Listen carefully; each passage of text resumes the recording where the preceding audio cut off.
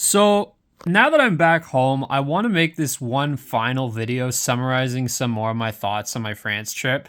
And I promise this will be the last one because I know I've made a lot of videos on the trip, and this channel is just straight up becoming Abstract Entity Goes to France. So, like, I promise this will be the last one about France specifically for a while. Um, but I want to just summarize a few more thoughts that I think are very important. Now, just to cover where exactly I went, I was in Paris, I was in Rouen, which it's you'd think it's called Rouen in English, but it's Rouen, which is in Normandy. I was in Tours, which is Tours in French, down in the Loire Valley, and I was in Rennes, which more like Rennes you'd think in English, which is in Brittany, and um yeah, so I was just sort of all over these regions, but not just in these cities, but also in smaller towns nearby and the chateaus nearby. So generally the northwestern part of France, like Brittany, Normandy, Ile-de-France, which is Paris and the surrounding areas, and the Loire Valley, which is, I think there's two different regions that it covers. Like, there's one that's like they both have Loire in the name. It's like Centre Pays de la Loire, and I don't even remember, but there's two of them. Two of the regions of France have Loire in the name. So basically, northwestern France. Like, I looked at it on a map where I went, and it was basically like the northwest quadrant of France where I was. And I got, like, again, like the furthest south I was Bourges, and Bourges is like almost dead in the center of France. So it's like, yeah, if you split France into four quarters on a map, I'd basically have been all over the northwestern quarter, essentially. So, building on what I was saying in previous videos, one thing I noticed about the French, I think they have a very strong sense of linguistic nationalism. Like, they're very proud of their language. They really prefer it if you, as a tourist, speak French to them. Even if your French sucks, they would rather you try to speak French than, like, switch to English. Like, I found myself mostly speaking French. I would only switch to English if it was something, like, really important. Like, it was something that's very important and that it was just too complicated for me to convey in French. But for the most part, with simple things like at restaurants, you know, at train stations, whatever, it was just simple questions. I would try to speak in French about like for like basic interactions, and they seem to prefer it that way because a lot of people describe the French as being really rude, and I think part of that is because these people will speak to them immediately in English. And I did actually see some American tourists doing that. I didn't see any of the French people behaving overly rudely to them as a result, but I'm saying if they keep doing that, there probably is a good chance eventually somebody's going to be rude to them in response. And I think that's the reason. Now, as a Canadian, I'm a bit privileged there because I had 7 years of French in school. So I know a bit more French probably than the average American does. But nonetheless, I would not call myself fluent by any means, but I have, like, basic French knowledge. And, like, I think that does go a long way in France. And I think, like, they have a strong sense of linguistic nationalism in the sense that I feel like they see language as, like, the main determinant of, like, in-group and out-group. Like, with immigrants, I found, like, the ones who seemed to be better integrated were, like, the ones who spoke French as their mother tongue, whereas the ones who don't seem to be maybe a little bit more segregated. That was the vibe I got. And the issue with the sense of linguistic nationalism is that, like, yes, it does help preserve their culture somewhat against, like, Americanization, but it offers no defense against Franco-Africanization, which is a process that I saw happening there. Like, there was a lot of people, white and black, like, blaring French rap music. I heard French rap music all over the place. And it's basically just American rap music, but in French. Like, that's what it sounds like. It doesn't sound really different in any way. So to call it, like, this, like, rich and vibrant culture, it's like, not really. You're basically just taking black American culture and you're doing it in French. That's all it is. It's like, putain de merde. Je suis le roi du terre, putain de merde. Je suis le roi du terre. Like it's literally just like English, like American rap, but in French. Like that's basically all it is. It doesn't really distinguish itself in any way, and nor does the general culture. And I actually saw a lot more like gangbanger culture in France than here in North America. Like I get the vibe in North America, in especially in Canada, a lot of the blacks here, like the black youth, have like moved on from the whole saggy pants and do rags and bandanas look. Like I think a lot of the black youths I see here, they look more like Miles Morales from the Spider-Man movies. Like basically kind of like they give off this like middle class, but with like this like afro kind of look, you know, this like middle class, but still unapologetically black because they have like an afro. Like that's kind of the vibe I get from a lot of blacks here. Whereas in France, they're still very much in like ghetto gangbanger mode. Like I saw a lot of like black youths there with like saggy pants and bandanas and do-rags and shit like that. And I actually found it more ubiquitous in France than in Canada these days. And I would say probably even more than in the US, because I was in New Orleans a few years ago. And honestly, I'd say I saw more of that sort of thing in France than I do in Canada or the US lately. So it seems like the blacks there are still kind of stuck in like the 90s slash 2000s slash early 2010s in terms of like the general vibe they give off in terms of like the clothing they wear and stuff like that. Like here, I mean, obviously rap music is still popular here, but even here, I feel like rap music isn't as associated with that specific style of dress as it used to be. Like the do-rags and shit. Like I feel like that kind of stuff is a bit passe here. But for whatever reason, the blacks in French haven't got the memo yet. So they seem to be like, I don't know, like a decade behind in that regard. Yeah, that culture is still very much like that style of dress is still very much a thing there.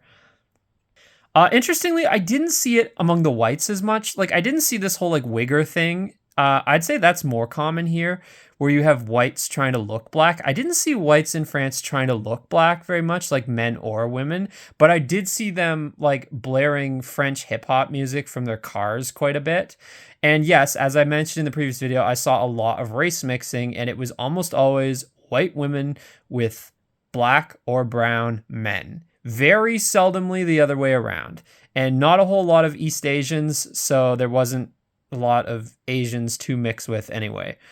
But yeah, regarding the music, I would say the music I would hear in public places, probably about 75%, give or take, or maybe like 60-70% was in French. But I did hear a good amount of English speaking music, and it was almost always the same goy slop that you would hear back here, like Taylor Swift, English speaking rap, English speaking pop. A lot of it was like the same type of shit that it's really interesting how the culture hasn't changed in 10 years. Like I feel like I hear the exact same music now, like literally the same songs as I heard like 10, 12 years ago in the shopping malls here. Like it's like the songs haven't changed. It's the same shitty pop songs, the same shitty like pop, R&B, whatever the fuck normie music. Like it's like it hasn't changed at all. And I hear it in France too. Like I hear a lot of that. And it's like there's this great resistance to anglicization in most other regards, but in terms of the music, it feels like they are giving in a bit. So it's very interesting how like normie slop music in English tends to be like the one thing that really shatters cultural barriers, because luckily, one good thing is I did not see a ton of McDonald's in France. I did not see a ton of American fast food chains everywhere. They existed, but per capita, there seemed to be a lot fewer there than in North America, and fewer than in some other European countries too.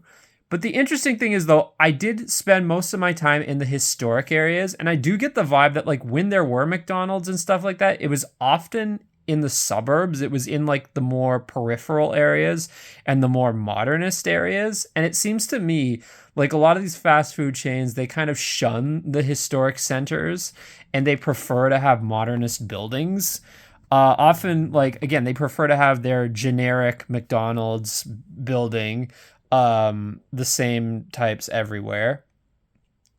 But yeah, that's one thing I noticed. Like they tend to shun the historic city centers, and I'm glad they do. Frankly, well, I'd rather they just weren't anywhere, frankly. But if they had to be somewhere, I'd rather they avoid the historic areas and leave the historic areas to the authentic French food or whatever other food it is in whatever given country.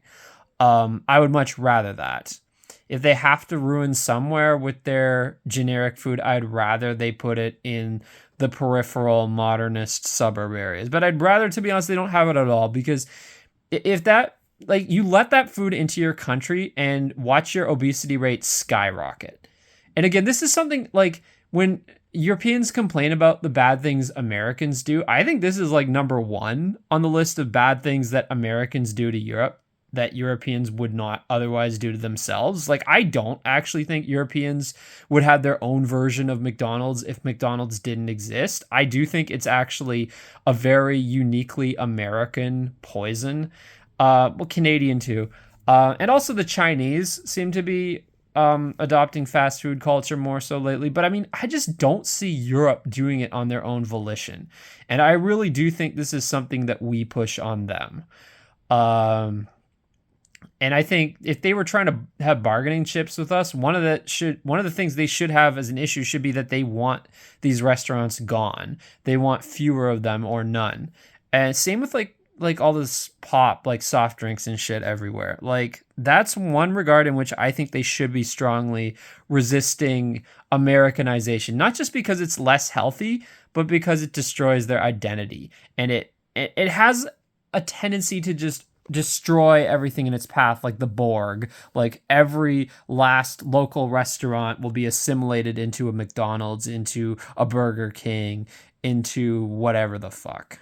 And that's one area where I think they should be resisting. And luckily, it seems like the French are. So I'll give them props for that. I didn't see a lot of obesity there, which is good. They seem fairly healthy despite the fact that they smoke a lot of cigarettes. I don't know. Maybe cigarettes are less bad overall for your health than unhealthy food. I don't know.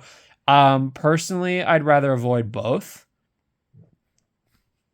But I find cigarettes more inherently addictive, so I find it easier to have like a little bit of unhealthy food in moderation as opposed to like a little bit of cigarettes in moderation. But whatever, you do you, I guess, but that's my opinion. Um I actually briefly made a Tinder account when I was there, but I didn't go on any dates or anything. But what I did see was that a lot of the women there look really young. Like, unless they're lying or using old pictures, there were women in their 40s who look like they're in their 20s.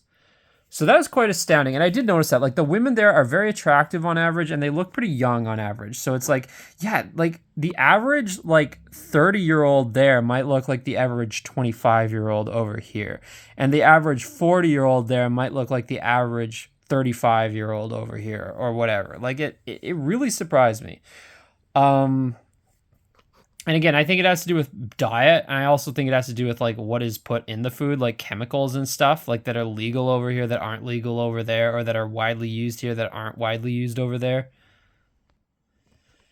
As far as the music that people would listen to about public places, as I mentioned, a lot of French rap, a bit of like American rap too, um, and pop. Usually the pop was like, yeah, English language pop slop.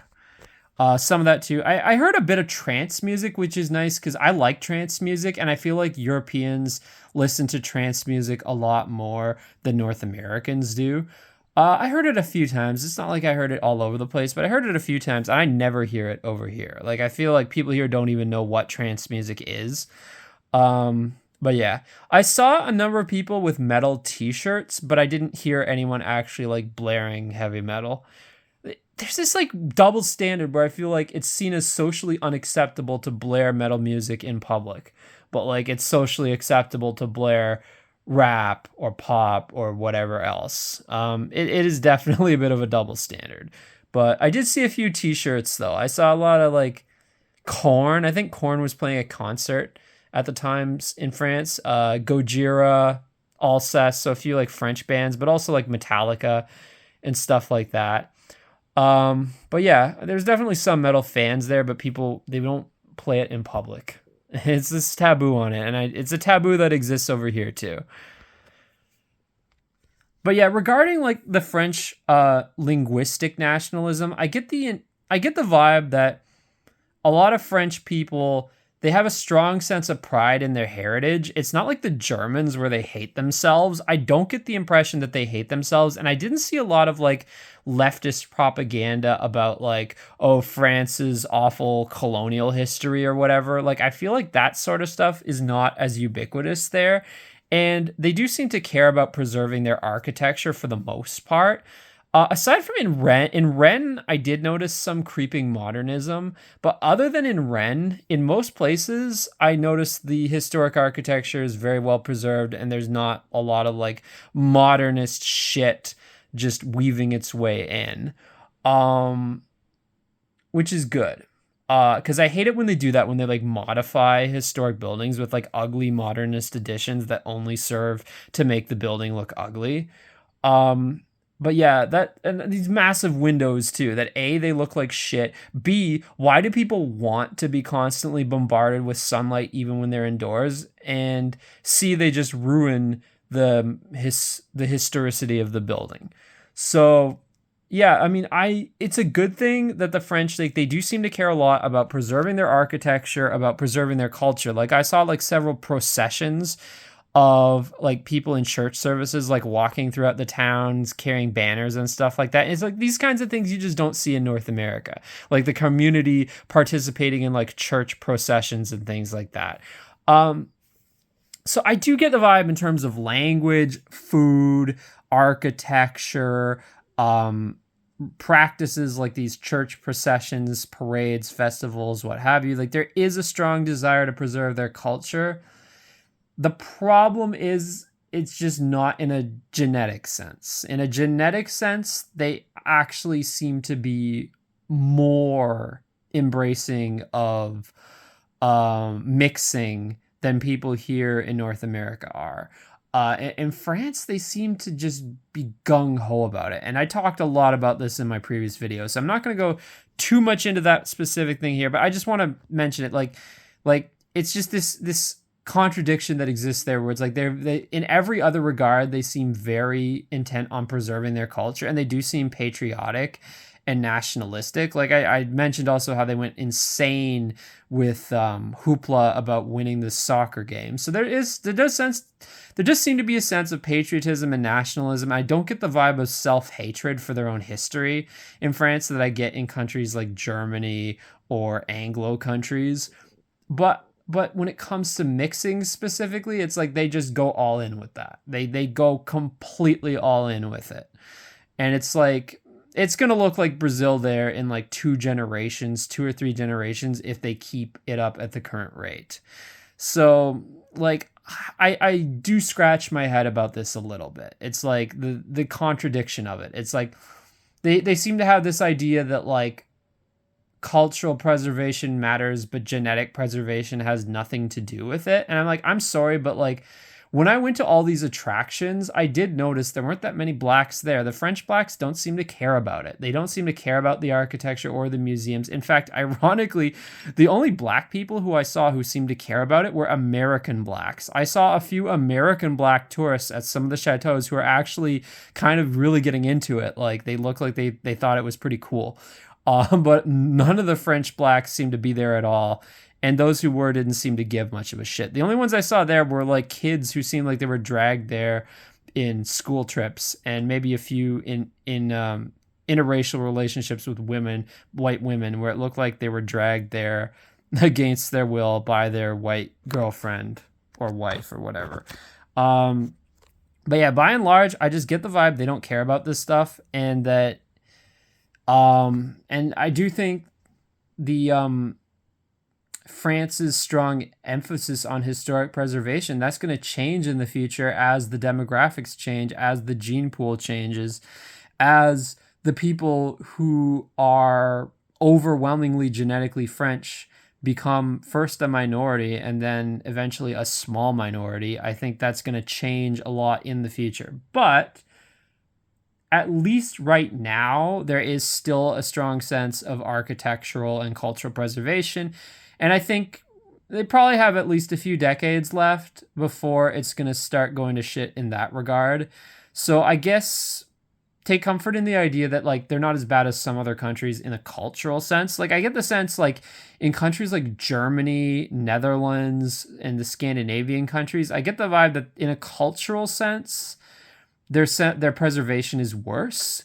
But in a genetic sense, it's the opposite. Like I find people in those countries more resistant to mixing, whereas in a cultural sense, they have less of a desire to preserve their culture, like in terms of architecture, art, their language, their food, their traditions. So it's an interesting dichotomy. And I would say I noticed it not only in France, but I'd say in Iberia, also like Spain and Portugal, I'd say similar dichotomy. In Italy, it's a bit different because I found in Italy there was like not quite as much mixing. Well, there's plenty of mixing between North Italians and South Italians, but not that much between Italians versus like Italians and non-whites, like non-Europeans. But yeah, so it is a dichotomy. I noticed a bit. Anglo countries are actually kind of the worst of both worlds in that regard, but I still think we don't go as far with the French in terms of mixing specifically. Like one thing I did notice is that if I saw groups of people, young people who were entirely white, it was almost always tourists. Unless it was like a really small town. In France, like almost all the white people, if they were young, like if they were like under 40, if they were in social groups, they would have at least some non-whites with them. Whereas when I would see entirely white groups, it was almost always tourists, unless it was like a really small town kind of in the middle of nowhere in France. But in any city above like, I don't know, 25, 50,000, you wouldn't see that many like unmixed groups of whites. Like they tend like I get this strong sense in France that like there's a lot of like racial integration there just on a daily level. And another thing I noticed demographically in France, with the blacks in particular, the black men seem to outnumber the black women by a huge amount. And I'm sure that is largely a consequence of the 2010s refugee crisis, where it was overwhelmingly young men. And it honestly it reminded me a bit of that scene in Lord of the Rings where Gimli tells Eowyn about how there are actually dwarf women. I could picture a black man in France being like, "Oui, les femmes noires, elles existent. Oui, oui, oui, elles existent. Les femmes noires, oui, c'est vraiment, elles existent." Or would it be exister? Exister? I don't know. I'm not always good with the conjugating, but yeah, my point is, yeah, it would be a bit like that scene where Gimli's like, dwarf women, they do exist. It's like, yeah, it's like that with black women in France. Like, yes, black women, they do exist. Like, there's so few of them that I could see that conversation being had. Like, it's ridiculous that, like, do black women even exist? Like, I could see French kids asking that question, like, Mama, les filles noires existent? Like I could see them asking that question because it's like the gender imbalance is so ridiculous there. And I can't help but wonder, is there some like, and I see this in Canada too, like the gender imbalance is not as extreme here, but I do wonder, I see this a little bit with like mixed race people. I can't help but wonder, is there some sex selective abortion going on? Like, are white women who have kids with black men aborting female children because they're female? I can't help but wonder that because I see so many more, both in France and Canada, mulatto guys, like teenagers and such, or compared to girls. And I can't help but wonder, is there some sex selective abortion going on there? I don't know. Or is it that the mulatto girls are all like shut-ins for whatever reason and they just don't go outside? I don't know. But I definitely noticed this in France, that there's this huge gender imbalance among the black population where the men just seem to outnumber the women like immensely. And even among the whites, I actually noticed the opposite a bit, where it's like white women seem to outnumber white men, although not to the same extent as with black men outnumbering black women. So part of the reason why there's so many black male, white female couples is that it seems to be that black men and white women are just overrepresented relative to the opposite sex of their respective races. And I don't know why that is. With white men, maybe some of them are shut-ins. I can see that because there's this like growing like hikomori or whatever it's called, like in Japan, among white men, like white men who just become shut-ins. And I think a lot of it is because they're like incels and they're depressed about the state of society today. But yeah, that is one thing that I noticed just going out and about, like, especially among the younger generations. Like, white women tend to be a bit overrepresented, but black men are like way overrepresented. So that was just something that I noticed in general in France. And I notice it a bit here. I don't notice it as much with whites here, but I do notice it a bit with blacks here too, especially, as I said, among the younger ones and specifically among like mixed race blacks, like mulattoes. Like that's just one thing I notice everywhere. So I don't know what's going on, but it's a trend that I notice. And finally, one thing in France that I did notice, among a lot of the whites there, I get this impression when it comes to like sun protection, because there's kind of a heat wave at the time and it's still going on there. A lot of them don't give a shit about sun protection. Like when I saw people wearing sunglasses, wearing big hats to protect them from the sun, it seemed to be overwhelmingly like English speaking tourists or like Germans or whatever. And I get the impression a lot of French white people are like in denial about how white they are. It's like they think like, oh, just because they speak a Romance language, they're basically the same as Sicilians. It's like, no, you guys, a lot of French people are just as pale as I am. Put on the fucking sunscreen and the sunglasses and the sun hat. Like, you guys need it. Trust me. I mean, everybody needs, like, even black people should protect themselves from the sun. Like, everyone should. But I'm just saying, like, when it came to sun protection, this was one thing I noticed, that the French, by and large, did not seem to give a shit. And they kind of threw caution to the wind. And it's like, no, you shouldn't. In that kind of heat, like, it was pretty hot. And it was pretty sunny. And it's like, nah, you guys should be protecting yourselves a bit more. So yeah, that is one thing that I noticed. Like, I would say in terms of the average phenotype in northern France, I would say the average white people there were probably about equally as white as the average white person here in southern Ontario, like in terms of the general phenotype. Now, granted, in both cases, I'd say the exception is the biggest city. Like in Paris, as I said in the previous video, even the white people there looked a bit darker on average. And it's the same in Toronto. I noticed that in Toronto, compared to other parts of southern Ontario, even the white people on average look a bit darker. So again, is it because of immigration? Is it because some of these people aren't actually white, but they're like mixed race people who kind of look white, like they're like white passing or whatever? Or is it because there's, even among the same ethnic group, the same race, the same nationality, there is simply a trend of darker complexion people preferring big cities and vice versa? I think it's an interesting question. I don't have the answers, but I think it's a mix of all three. If I had to guess, I'd say it's all of the above.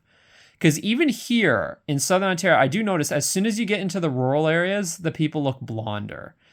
And I've noticed, and especially in Toronto, the people, even the white people, look a little bit darker on average. So yeah, it seems to be a trend where it's like the bigger the city, not only is it darker in terms of the non-white population, but it's also even the white population looks a bit darker. So yeah, those are just a few trends, few things that I noticed during my trip in northwestern France. So yeah, that's all I got to say about that for now.